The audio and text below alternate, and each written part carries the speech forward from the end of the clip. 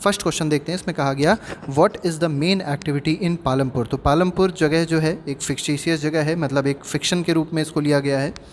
तो ये जो जगह है इसमें जो मेन एक्टिविटी होती थी वो क्या होती थी, तो A option is transport, B option is dairying, C option is farming and D option is services. तो इसमें जो सही आंसर है that is option number C, farming.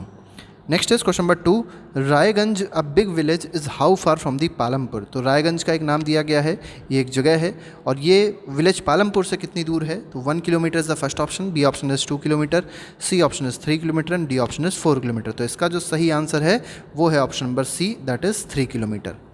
Next question is question number 3, which of the following is a characteristic feature of Palampur.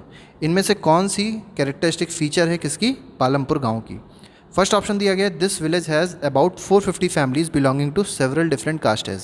ठीक है, तो different caste, बहुत सारी वहाँ कास्ट एग्जिस्ट करती हैं जिसकी अप्रॉक्सीमेटली 450 फैमिलीज़ हैं, तो ये ऑप्शन बिल्कुल सही है। बी ऑप्शन में दिया गया the 80 upper caste families own the majority of land in the village.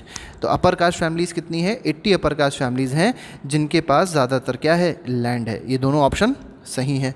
C option, there houses some of them quite large are made up of brick with cement plastering. तो यहाँ their houses की बात हो रही है, इसका मतलब upper caste के जो लोग हैं उनके हाउसेस जो हैं वो किसके बने हुए हैं, ब्रिक के बने हुए हैं और साथ ही साथ प्लास्टर भी है सीमेंट से।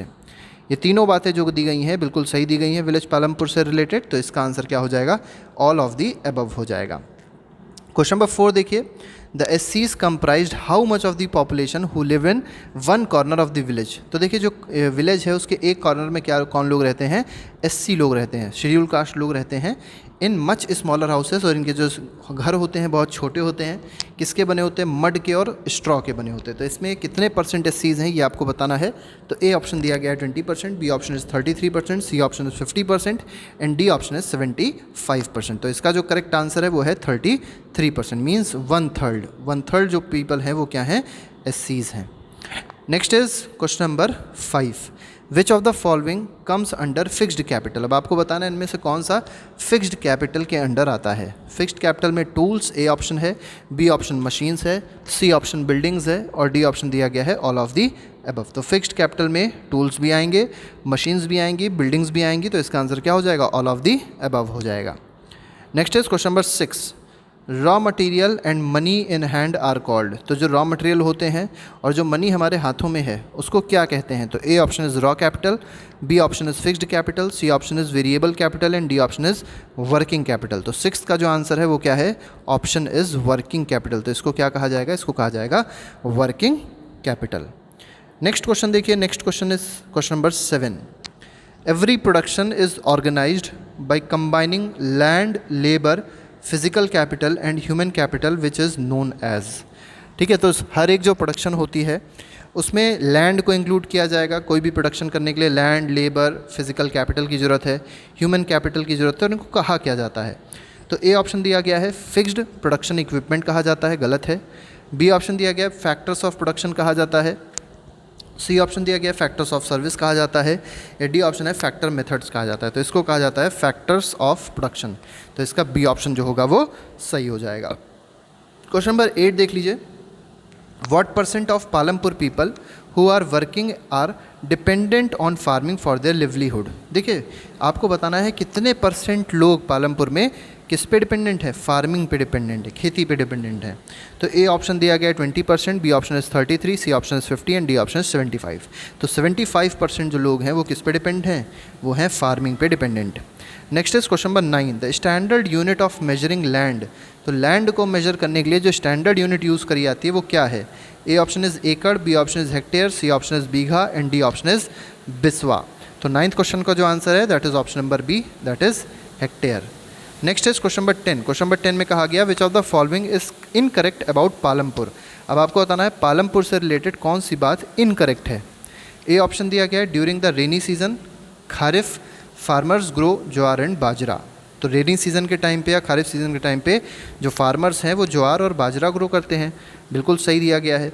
सेकंड में कहा गया jowar and bajra plants are used as cattle feed, और इनको कैटल फीड की तरह भी यूज़ किया जाता है। ज्वार और बाजरा को कैटल फीड की तरह भी यूज़ किया जाता है, दोनों ऑप्शन सही हैं।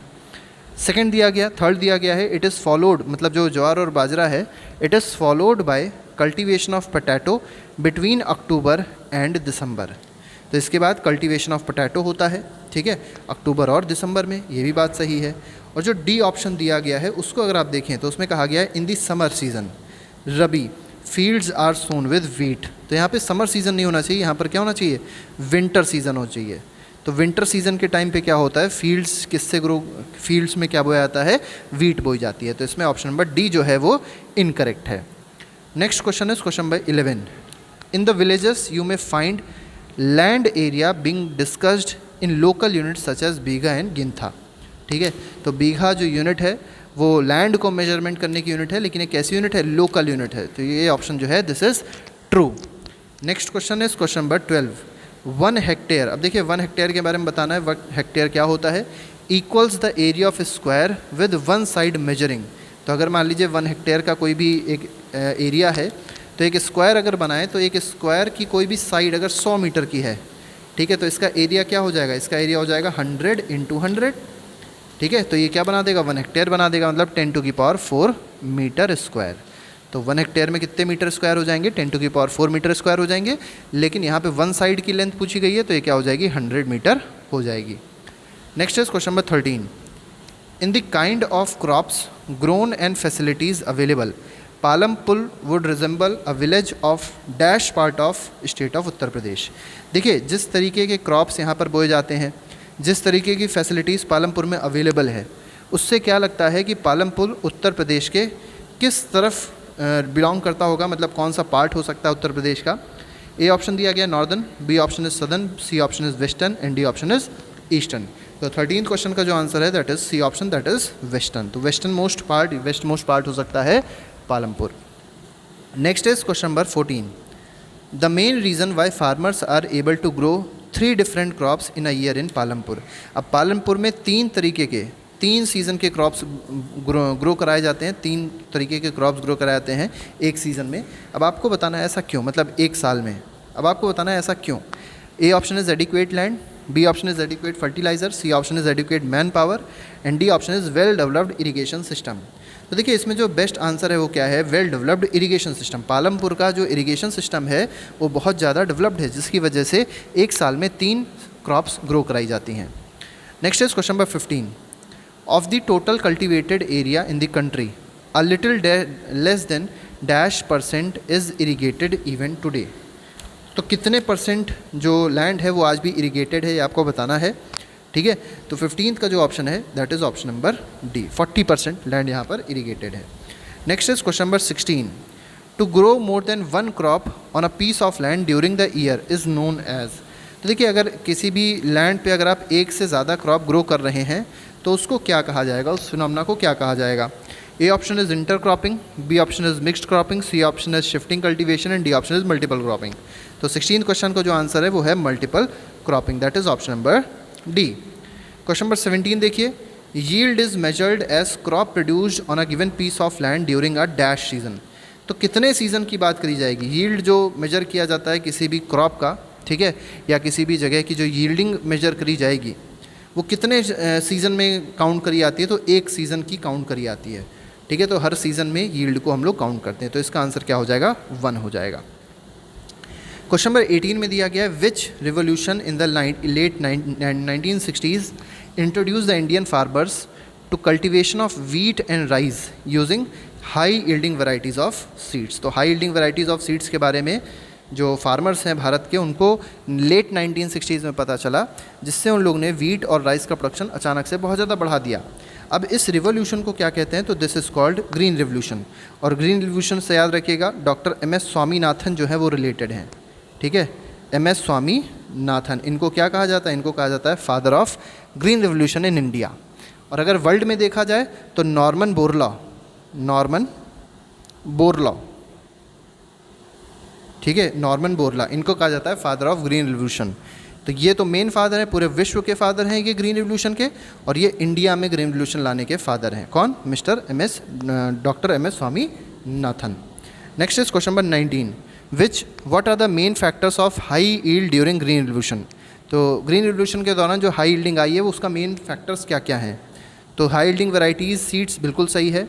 इरिगेशन प्रॉपर दिया गया, क्योंकि हाई यील्डिंग वैरायटीज़ के जो सीड्स होते हैं उनको इरिगेशन, उनको वाटर बहुत ज़्यादा रिक्वायरमेंट होती है, तो दोनों ऑप्शन सही हैं। सी ऑप्शन में दिया गया है केमिकल फर्टिलाइजर पेस्टिसाइड सेक्टर, तो ये भी तीनों चीज़ें अवेलेबल थी, तो इसमें क्या हो जाएगा, तीनों ऑप्शन इसके सही हैं, तो इसका आंसर हो जाएगा all of the above. Question number 20 देखिए, असर्शन दिया गया in Palampur the yield of wheat grown from traditional varieties was 1300 kg per hectare. तो देखिए ट्रेडिशनली जो व्हीट ग्रो कर रहा था वो पर हेक्टेयर 1300 kg ग्रो कर रहा था, कहाँ पर, पालमपुर में। रीज़न क्या दिया गया, with the HYV seeds the yield went up to 3200 kg per hectare. तो HYV सीड्स के साथ क्या हुआ, जो यील्ड थी वो बढ़ गई, कितनी हो गई, 3200 किलोग्राम पर हेक्टेयर हो गई। पहले कितनी 1300 थी, अब कितनी हो गई, 3200 हो गई। देखिए बातें दोनों सही हैं, असर्शन भी सही है, रीज़न भी सही है, but reason is not the correct explanation of assertion. तो इसमें बी ऑप्शन पे आप लोग टिक लगाएंगे। बी ऑप्शन यही तो कहता है, क्या कहता है, assertion is correct, reason is correct, but reason is not the correct explanation of assertion. ठीक है, next question, question number 21, land being a dash resource it is necessary to be very careful in its use. तो land कैसा resource है और उसको बहुत carefully use करना चाहिए, इसके बारे में तो सबको पता है। तो लैंड एक नेचुरल रिसोर्स है, तो बी ऑप्शन इसमें सही हो जाएगा। नेक्स्ट क्वेश्चन, क्वेश्चन नंबर 22 है, कंसीडर द टू स्टेटमेंट। देखिए दो स्टेटमेंट दे दिए गए हैं। The consumption of chemical fertilisers in Punjab is highest in the country. तो जो केमिकल फर्टिलाइजर्स हैं सबसे ज़्यादा कहाँ पर यूज़ होते हैं, पूरे भारत में पंजाब में यूज़ होते हैं। बात बिल्कुल सही है। नेक्स्ट दिया गया, the continuous use of chemical fertilisers has led to degradation of soil health. ठीक है, बिल्कुल सही बात है। अगर आप बहुत ज़्यादा फर्टिलाइज़र को यूज़ करेंगे तो जो सॉयल की हेल्थ होती है धीरे धीरे करके डिग्रेड हो जाती है। तो ये दोनों बातें जो हैं ये बिल्कुल सही हैं। तो इसमें क्या हो जाएगा, both 1 and 2 are correct, that is option number C. Question number 23 देखिए, इन पालमपुर, पालमपुर की बात हो रही है, about how much % of 450 families are landless in which most of them are Dalits have no land for cultivation. तो कितने % लोग ऐसे हैं जिनके पास कोई भी लैंड नहीं है कल्टीवेशन के लिए, और साथ ही साथ उनके पास ये कह सकते हैं वो लैंडलेस हैं। ठीक है, तो कितने लोग ऐसे हैं, तो 23 क्वेश्चन में अगर आप देखेंगे तो इसमें 33% इसका सही आंसर होगा। 24 में क्या कहा गया, the minimum wages for a farm labourer set by government is dash in April 2011 per day. तो अप्रैल 2011 बहुत पुराना डेटा है, लेकिन एनसीईआरटी में दिया है, इसलिए आपको जानना बहुत ज़्यादा ज़रूरी है। तो अप्रैल 2011 के हिसाब से जो मिनिमम वेज होनी चाहिए लेबरर की, वो क्या होनी चाहिए, ₹115 होनी चाहिए। तो इसका आंसर क्या हो जाएगा, ऑप्शन नंबर डी हो जाएगा। 25th क्वेश्चन देखते हैं, it is the medium and large farmers who supply wheat to the market. देखिए जो स्मॉल स्केल फार्मर्स होते हैं, जो बहुत गरीब फार्मर्स होते हैं, वो कभी भी मार्केट में सप्लाई नहीं कर सकते। क्यों? क्योंकि उनके खेतों में इतनी पैदावार नहीं होती है कि वो अपने ही परिवार को खिला दें, यही उनके लिए बहुत बड़ी बात होती है। तो वो मार्केट में सप्लाई नहीं कर सकते। तो मार्केट में जो वीट या कोई भी प्रोडक्शन हो रहा है तो उसको सप्लाई कौन करता है, या तो मीडियम स्केल का फार्मर करेगा या तो लार्ज स्केल का फार्मर करेगा। बात बिल्कुल सही है, तो इसमें ए ऑप्शन सही होगा। नेक्स्ट क्वेश्चन, क्वेश्चन नंबर 26 है, how much % of people working in Palampur are engage in activities other than agriculture. तो एग्रीकल्चर से अलग जो भी एक्टिविटीज़ होती हैं पालमपुर में, कितने % लोग उससे जुड़े हुए हैं ये आपको बताना है। तो 25% होगा, क्योंकि 75% आपको पता है एग्रीकल्चर से जुड़े हुए हैं। तो बचा कितना, 25%। तो 25% किससे जुड़े हुए हैं, अलग चीज़ों से जुड़े, मतलब अलग तरीके के वर्क से जुड़े हुए हैं, ये कह सकते हैं आप लोग। क्वेश्चन नंबर 27 में कहा गया है, at present less than 50 people are engaged in dash in Palampur. तो 50 लोगों से कम लोग पालमपुर में किस एक्टिविटी से इंगेज है ये आपको बताना है। तो A option is dairying, B option is farming, C option is manufacturing and D option is services. तो 27th क्वेश्चन का आंसर है मैन्युफैक्चरिंग। तो manufacturing is the correct answer of question number 27। 28 देखिए, which of the following is characteristic feature of Palampur. Palampur के बारे में बताना है कौन सा कैरेक्टरिस्टिक फीचर होगा। ए ऑप्शन दिया गया, electricity powers all tube wells in fields and is used in various types of small businesses. बिल्कुल सही बात है, सही है। नेक्स्ट दिया गया, Palampur has 2 primary schools and 1 high school. ये भी बात सही है। पालमपुर में अगर आपने देखा होगा 2 प्राइमरी स्कूल हैं और साथ ही साथ 1 हाई स्कूल है। There is a primary health centre run by government and private dispensary where the sick people are treated. तीनों बातें जो हैं ये पालमपुर के बारे में बिल्कुल सही कही गई हैं और एनसीईआरटी में दी गई हैं। तो इसका आंसर क्या हो जाएगा, ऑल ऑफ दी अबव हो जाएगा। क्वेश्चन नंबर 29 देखिए, असर्शन दिया गया, in many areas green revolution is associated with loss of fertility due to increase use of chemical fertiliser. आपको पता है केमिकल फर्टिलाइज़र का बहुत ज़्यादा जब यूज़ करते हैं तो धीरे धीरे करके जो लैंड की फर्टिलिटी होती है वो क्या हो जाती है, ख़त्म हो जाती है। तो असर्शन बिल्कुल सही दिया गया और ऐसा हुआ भी है बहुत जगह पे। रीज़न दिया गया, continuous use of ground water for tubewell irrigation has reduced the water table below the ground. देखिए बहुत ज़्यादा, देखिए हमने आपको बताया HYV सीड्स जो होती हैं उनको बहुत ज़्यादा वाटर की रिक्वायरमेंट होती है, और वाटर आएगा कहाँ से, अगर इरिगेशन फैसिलिटीज़ आपको प्रोवाइड करनी है और कहीं भी रिवर मान लीजिए नहीं है हर तरीके से अवेलेबल, बहुत ज़्यादा वाटर नहीं अवेलेबल है रिवर के फॉर्म में, रिवर वाटर बहुत ज़्यादा अवेलेबल नहीं है, तो क्या करते हैं ग्राउंड वाटर में जो ट्यूबवेल लगाते हैं और ये सब चीज़ करते हैं। अब जब आपने बहुत ज़्यादा वाटर यूज़ किया तो वाटर का जो लेवल होगा, ग्राउंड वाटर लेवल होगा, वो क्या हो जाएगा, कम हो जाएगा। दोनों बातें क्या हैं, बिल्कुल आप अपने में बिल्कुल सही हैं, लेकिन रीज़न जो है वो करेक्ट एक्सप्लेनेशन असर्शन का नहीं है। तो इसका आंसर अगेन क्या हो जाएगा, बी ऑप्शन हो जाएगा। नेक्स्ट क्वेश्चन, बीघा। बीघा किस यूनिट है, तो अभी हम लोग ने देखा था, ये हमारा आज का आखिरी सवाल है। Bigha is the unit of area, ठीक है, जो लैंड का एरिया होता है उसकी एक लोकल यूनिट हो सकती है बीघा, ठीक है, बीघा हो गया, बिस्वा हो गया, ठीक है। तो ये सब कैसी यूनिट्स हैं, ये सब एक लोकल यूनिट होती हैं, किसकी, एरिया ऑफ लैंड की। तो ये हमारे पास 30 क्वेश्चंस की एक सीरीज़ थी जो अभी हम लोग ने डिस्कस करी, ठीक है। बाकी के MCQ के सेशंस के लिए आप लोग हम लोग की प्लेलिस्ट को फॉलो कर सकते हैं। साइंस की, मैथ्स की, SST की, तीनों की प्लेलिस्ट हम लोग ने अलग अलग सेपरेट बनाई है, उसको आप लोग जाके देख सकते हैं, आपको ये बहुत ज़्यादा हेल्प करेगी एग्ज़ाम में। तो आज के लिए फ़िलहाल इतना ही रखते हैं। Thank you very much, good bye, जय हिंद।